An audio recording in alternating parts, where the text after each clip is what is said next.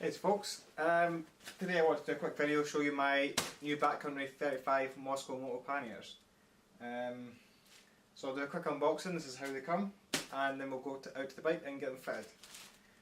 So when you order your BackCountry 35 panniers, this is what you get. You get two panniers, you get a fitment pucks. These go behind your pannier, mount to the frame, and also the hardware kit to do that. That's all you get. Simple. I also ordered a couple of molly pouches, so I've got two large molly pouches here, and they come with mount the hardware to mount them onto your pannier. So let's get these out of the bag and I'll show you the panniers.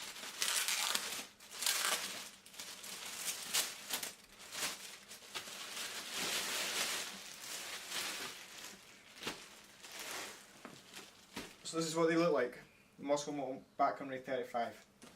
This is their flagship model, this is the most popular model that they sell.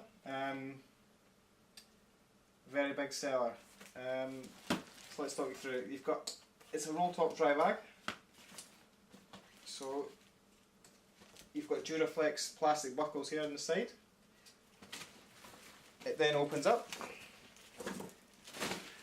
Have a look inside there. You've got your 35 litre dry bag, which is removable. This is where you'd store all your items. In here, so you've got your big dry bag here, which has a Velcro closer, and you can roll that down. And you've got another Duraflex buckle to secure it. The bag itself is made of ballistic nylon. So between your waterproof dry bag here, which is 100% waterproof, we have the same dry bag, you've got one layer of plastic nylon, a layer of vinyl, another layer of vinyl on the inside here, and then a layer of ballistic nylon. So you've got 4 odd layers there for abrasion resistance before it gets to your dry bag. So you can, no matter how many times you drop this, your dry bag on the inside will not be compromised. With this model, MoskoMoto decided to go with durability over weight. So they are quite a heavy bag when you first feel them. They are £9 per side, so I mean they're not too heavy when you look at the numbers, but they do feel quite heavy, especially compared to like the Scout 25 that I got also. But the pannier here, so this beaver tail is what they call it, this bit at the front here. Just unclips. They've got metal buckles in the front, again for abrasion resistance. If you drop it, it shouldn't damage it. You'll get a little bit of scratching on there, but it should be going good. This here is for storing. You can store your water bottles, sandals, flip-flops, jandals as the Kiwis say. You can store your tent fly, anything that's wet in here you don't want your put inside your bag. There's also a wee pocket in here, you can put spare keys and such like in here. This panel here is designed to be flip forward, so if you do damage this panel in a drop, this should be the only panel you damage. This can be run across a sewing machine or repaired without damaging or compromising the main bag.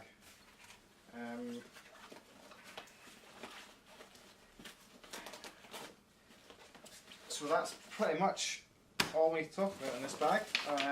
There's molly panels here on the front and molly panels on the bottom. So what you probably do is mount a 4 litre pouch in there and a 2 litre pouch in the bottom. On the rear end there is this panel here, which is another wee sort of dry bag in there, and that can take 2 1 litre MSR fuel bottles in there.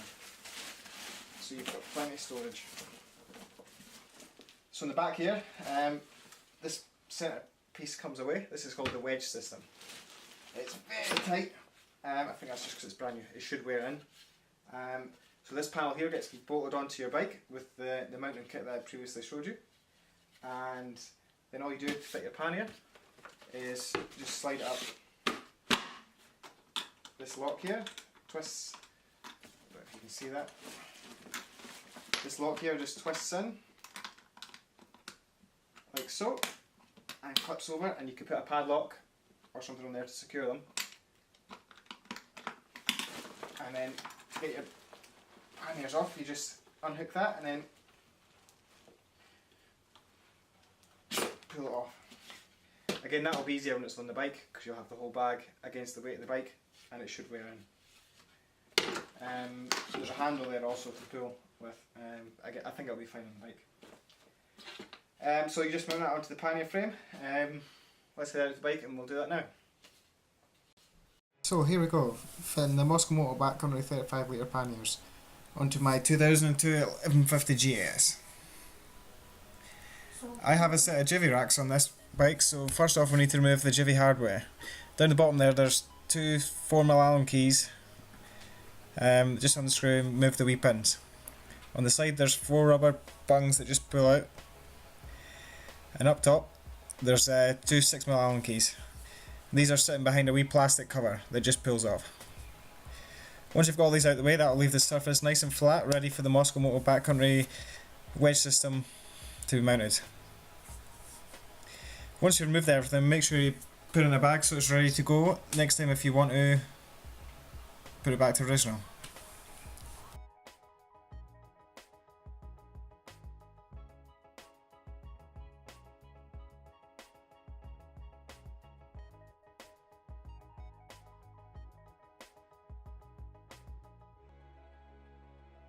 Now that we have the Givi mounts off, the surface is all nice and flat, ready for our MoskoMoto plate.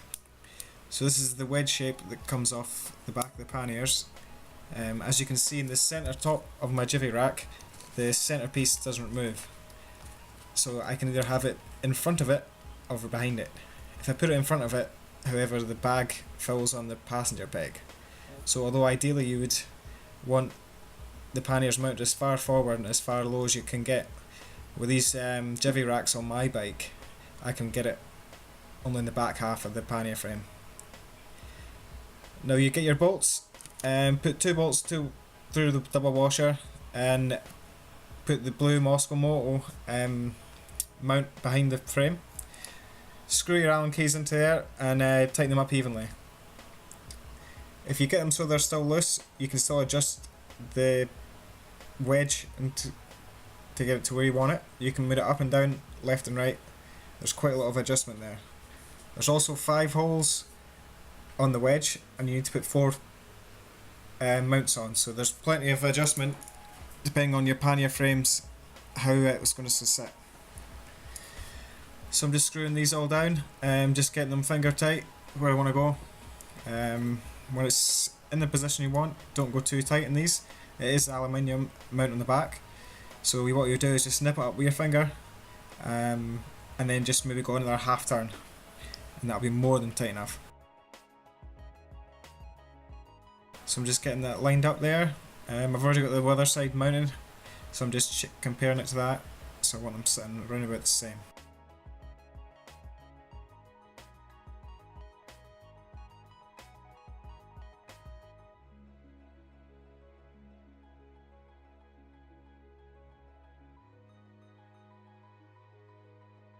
It's just a 5mm Allen key, comes in the kit, that's all you need.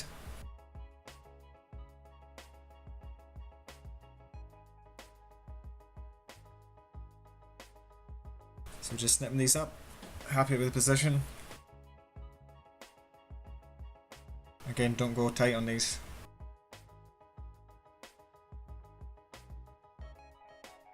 Oh, it looks all good, let's get the pannier and try it on.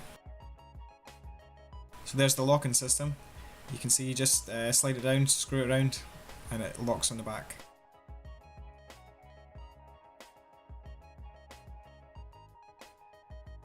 So it just pushes right down. I was having a bit of issue with the lock on this side, it was hitting my passenger seat. So ideally you need the passenger seat removed to fit this side pannier. Just checking it out, it looks like it's sitting a wee bit high, so I'm going to take it back off and just adjust it down a wee bit.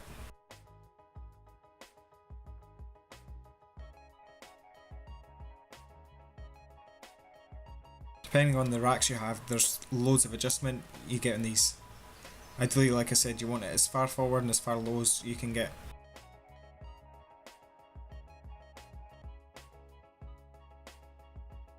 Just slacking them off, pushing it down a wee bit, nip it back up and we'll just try the pannier back on to see what like.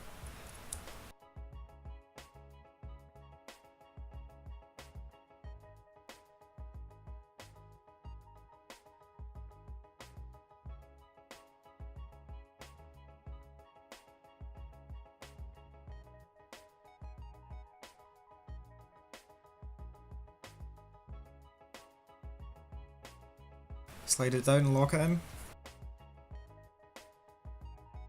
Yep, that looks so fine.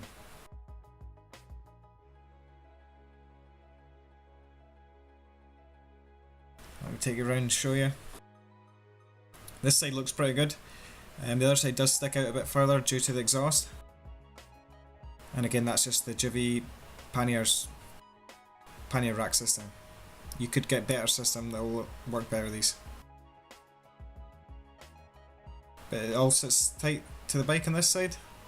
It's not as wide as the handlebars, so that's always a good thing.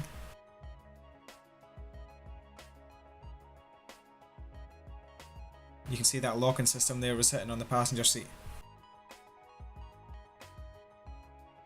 Well, there's my video fitting the BackCountry 35 panniers. Hope you like it. And if you stay tuned, subscribe to the channel, I'll keep you updated on how I get on with them.